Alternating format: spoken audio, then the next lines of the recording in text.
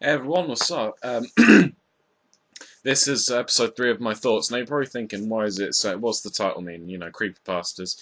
Well, basically, if you don't know what a creepypasta is, basically it's a story that's been written on the internet, and it can either be to do with games, it can be like a horror story. Usually, they usually depict, like ghosts, ghostly things, hauntings, gory stuff, violence, and just general scary stuff. Really, things that scare you. And that's not the greatest description I can give. I do apologize, but this is the basics that I know. But I'm just giving my thoughts on ones that have been like read out and ones I've heard and all that sort of stuff.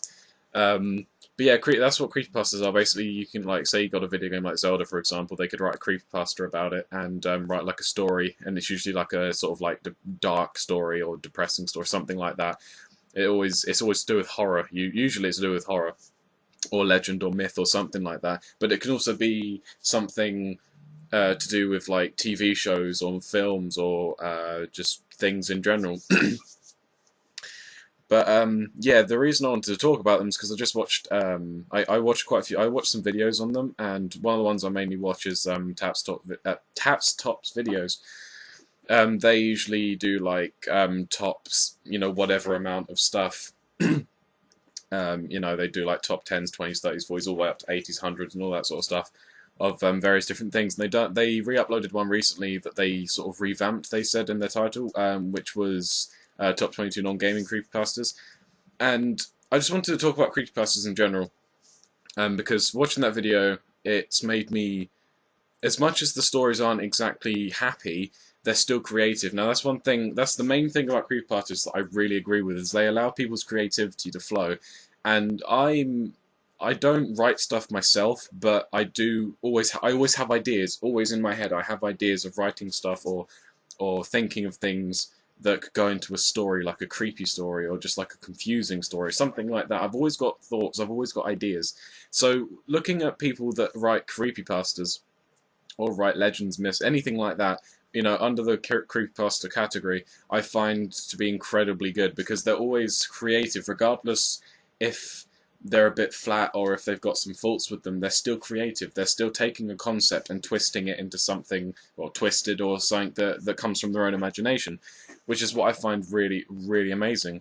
And some of the stories are really, really creepy. Like, I don't know, there's just quite a few of them that are just really creepy idea, and if they have happened, then that makes it even more scary. That's the thing.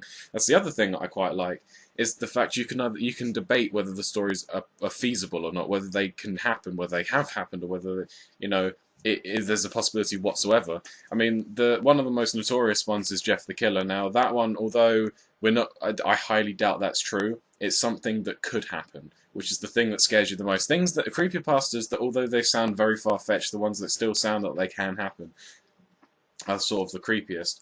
The thing is, also, creepypastas also come from legends and also come from old wives' tales. So there's always ones about ghosts and hauntings and things like that, and they're the ones I also find just as interesting because it's just so incredible. Again, how people can, even, whether you believe in the supernatural or not, you can write stories about them that may not have happened, but they create something.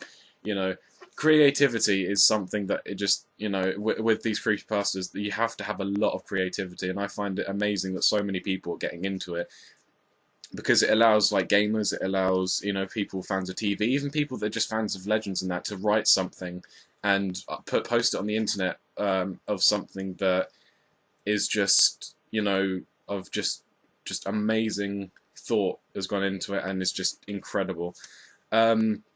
So that's one thing. That's the main thing I like, is the creativity, and also the stories as well. If they're able, like, thing is, imagination is, when it comes to just words, when it comes to just stories, imagination is all you have. Along with the writing, obviously the description, but you have your imagination. Now, if what you're reading can get your imagination to do things that are really fucking strange, or things that can creep you out, it can actually make you think deeply about it, then it's really good. And I think that's one thing creepypastas, the reason they creep people out, and they creep me out, certainly fucking creep me out, is because they make me think, they make me imagine. Even if there are pictures, they still make me imagine, what if that happened, what if that can happen, what if that has happened. It's all them things, and it's just incredible. So if you guys have never really heard of creepypastas before, or never really thought about them, then just go on YouTube, because there's people on YouTube that sit down and read them to you. Or if you want to read them yourself, I'm sure there's loads of websites online to check out and read them. So I highly do recommend Creepypastas. And yeah, that's what I have to say about them. I hope you guys have enjoyed my thoughts. If you want to find out where that video I was talking about, the top 22 creepypastas and that, I'll post a link of Tatstop's videos in the description, so you guys know what channel to go to look at his videos and that.